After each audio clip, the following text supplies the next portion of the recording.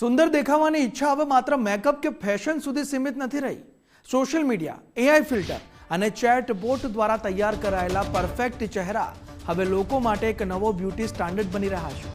ખાસ કરીને યુવાઓ વર્ચ્યુઅલ દુનિયામાં દેખાતા ચહેરા જેવા દેખાવા માટે કોસ્મેટિક અને પ્લાસ્ટિક સર્જરીનો સહારો લઈ રહ્યા છે.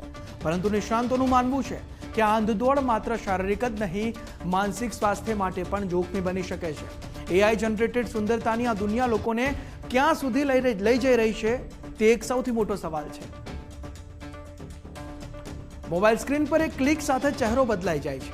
એઆઈ ફિલ્ટર આંખોને વધુ આકર્ષક, ત્વચાને નિખરેલી અને ચહેરાને સંપૂર્ણ બનાવી દે છે.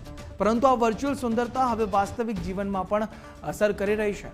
ઘણા લોકો સોશિયલ મીડિયા પર દેખાતા ચહેરા જેવા દેખાવા માટે પ્લાસ્ટિક અને કોસ્મેટિક સર્જરી તરફ વળી રહ્યા છે.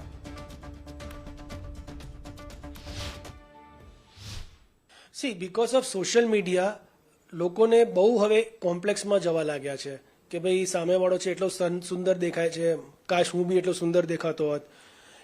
આ ચક્કરમાં ઘણી વખત એ લોકો અનરિયલિસ્ટિક એક્સપેક્ટેશન્સ રાખતા હોય છે અને they want some procedures done on their face કે હું આવું કરાવું કે મારી બોડીમાં આવું કરાવું તો હું સુંદર લાગીશ.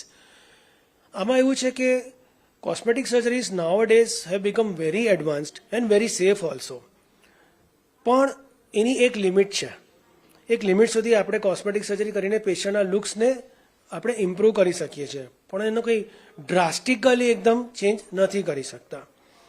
તો જ્યારે બી પેશન્ટ આવી રીતે અનરિયલિસ્ટિક એક્સપેક્ટેશન્સ લઈને આવે છે તો એવા કેસીસમાં એમને ના કરવું વધારે સારું.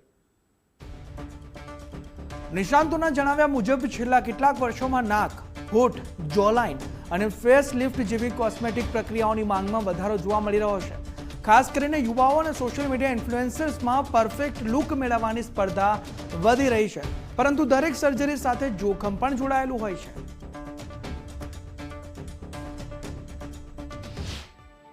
બટ પેશન્ટ્સને બી એક માઇન્ડમાં એક્સપેક્ટેશન્સ હોવી જોઈએ કે ભાઈ મારો જેમ કે નાક મારી ત્રાસી છે ને, ઓકે એને સીધું કરી શકાય, પણ તમારી નાક એકદમ જાડી હોય એને એકદમ સાવ પાતળી નાક નથી બનાવી શકતા. મેં પોતે કોસ્મેટિક સર્જરી કરી છે મારા નાકની. મારી નાક ત્રાસી હતી, હવે તમે જોઈ શકો છો સીધી છે, પણ મારી નાક બ્રોડ છે, એને નેરો નથી કરી શકતા ઓનલી ટુ સમ એક્સટેન્ટ. તો એ એક્સપેક્ટેશન આપણે રિયલાઇઝ કરવી પડે અને with that realistic goals only we should go ahead. કે લોકોને એટલું સમજવું પડે કે સામે જે માણસ જે તમે જોઈ રહ્યો છો એ ઘણું બધું ફિલ્ટર્ડ હોય છે, મેકઅપવાળું હોય છે. જરૂરી નથી કે તમે જેનો ચહેરો જોઈ રહ્યો છો એ એક્ઝેક્ટલી એવો જ ચહેરો છે. તો ઘણી વખત ફિલ્ટરિંગ અને એઆઈથી મોડિફિકેશન કરીને લોકોને કંઈનો બુદ્ધુ બનાવવામાં આવે છે. તો પીપલ શુડ રિયલાઇઝ કે real beauty lies within you અને કોઈ બીજાની નકલ કરવાથી તમે સારા વધારે દેખાશો એવું નથી. તમે સારા માણસો છો તો તમે ઓલરેડી તમે સુંદર છો. અને જે તમને તમારા બોડી પાર્ટમાં કોઈ પ્રોબ્લેમ લાગતું હોય તો always visit a qualified plastic સર્જન.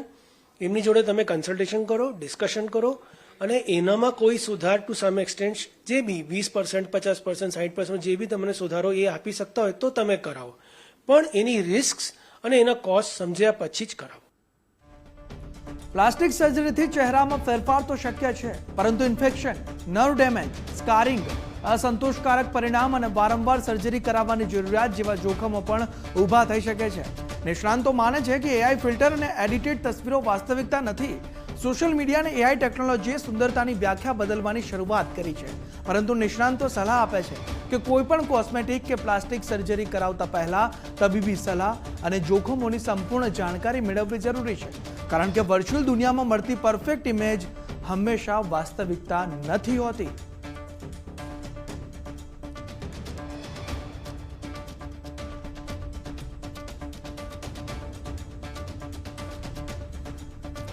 ત્યારે જે સોશિયલ મીડિયા અને કોસ્મેટિક અને જે એઆઈથી જે ફોટો જનરેટ થાય છે તેને જોઈ લોકો આકર્ષક થઈ જાય છે અને પોતે પણ તેના જેવો ચહેરો કરવો છે તેવી ઈચ્છા રાખીને તે લોકો પ્લાસ્ટિક સર્જરી કરાવી બેસે છે. પરંતુ જે સોશિયલ મીડિયા પર તમે જોઈ રહ્યા છો, રીલ્સમાં તમે જોઈ રહ્યા છો, તે મેકઅપવાળો ચહેરો હોઈ શકે છે, ફિલ્ટરવાળો ચહેરો હોઈ શકે છે, તેમાં કેટલાય જે ઇફેક્ટ્સ આવે છે તે ઇફેક્ટ્સ મારવામાં આવ્યા હોઈ શકે છે અને ત્યારે એ ચહેરો એવો દેખાતો હોય છે.